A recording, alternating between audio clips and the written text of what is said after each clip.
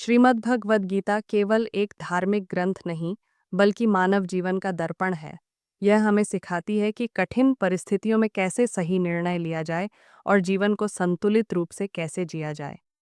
गीता का उपदेश कुरुक्षेत्र के युद्ध में श्री कृष्ण द्वारा अर्जुन को दिया गया। जब अर्जुन अपने ही संबंधियों को युद्ध भूमि में देखकर मोह और विषाद में डूब जाता है, वह अपने कर्तव्य से पीछे हटना चाहता है और युद्ध न करने का निर्णय लेता है। उसी क्षण श्री कृष्ण उसका मार्गदर्शन करते हैं और जीवन के गूढ़ सत्य समझाते हैं। श्री कृष्ण सबसे पहले अर्जुन को आत्मा का ज्ञान देते हैं। वे बताते हैं कि आत्मा अमर है, न उसका जन्म होता है और न ही मृत्यु। शरीर नश्वर है, पर आत्मा शाश्वत है। जैसे मनुष्य पुराने वस्त्र त्याग कर नए वस्त्र धारण करता है, वैसे ही आत्मा पुराने शरीर को छोड़कर नया शरीर ग्रहण करती है। इसलिए मृत्यु से भय करना अज्ञान है। जो इस सत्य को जान लेता है, वह शोक और भय से मुक्त हो जाता है। इसके बाद श्री कृष्ण कर्म योग का उपदेश देते हैं। वे कहते हैं कि मनुष्य का अधिकार केवल कर्म करने में है, फल पर नहीं। फल की इच्छा से किया गया कर्म बंधन बनता है, जबकि निष्काम भाव से किया गया कर्म मनुष्य को मुक्त करता है। प्रत्येक व्यक्ति का अपना स्वधर्म होता है और उसका पालन करना ही सच्चा धर्म है। अर्जुन का स्वधर्म एक योद्धा के रूप में धर्म की रक्षा करना था, इसीलिए उसका युद्ध से पलायन करना उचित नहीं था। गीता यह भी समझाती है कि कर्म, अकर्म और विकर्म क्या हैं। सही भावना से किया गया कर्म ही सच्चा कर्म है।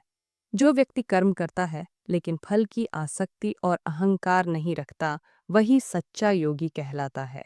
ऐसा व्यक्ति संसार में रहते हुए भी बंधनों से मुक्त रहता है। भक्ति योग के माध्यम से श्री कृष्ण प्रेम और समर्पण का महत्व बताते हैं।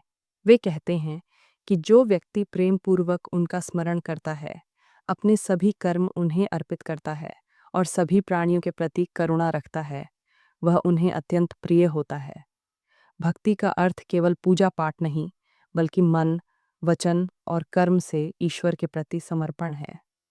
ज्ञान योग के अंतर्गत श्री कृष्ण बताते हैं कि सच्चा ज्ञान वही है जो मनुष्य को यह बोध कराए कि वह शरीर नहीं, आत्मा है।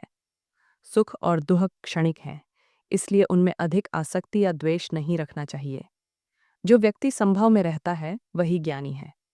ऐसा व्यक्ति सफलता और असफलता दोनों में समान रहता है। गीता में 3 गुणों सत्व, रज और तम का भी वर्णन किया गया है। सत्वगुण शुद्धता, शांति और ज्ञान का प्रतीक है।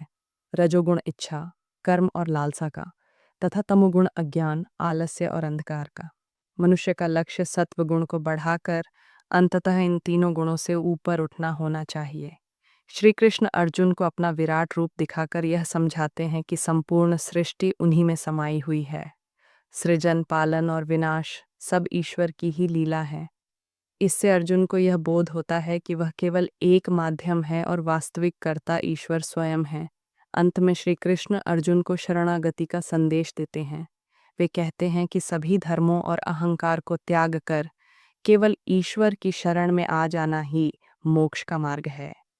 जब मनुष्य पूर्ण विश्वास और समर्पण के साथ ईश्वर को स्वीकार करता है, तब उसे किसी भी भय की आवश्यकता नहीं रहती।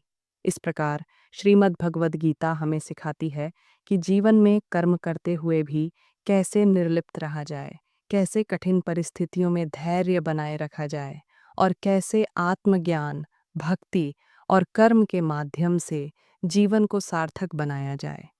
गीता का संदेश कालातीत है और आज के तनावपूर्ण जीवन में भी उतना ही प्रासंगिक है जितना महाभारत के समय था।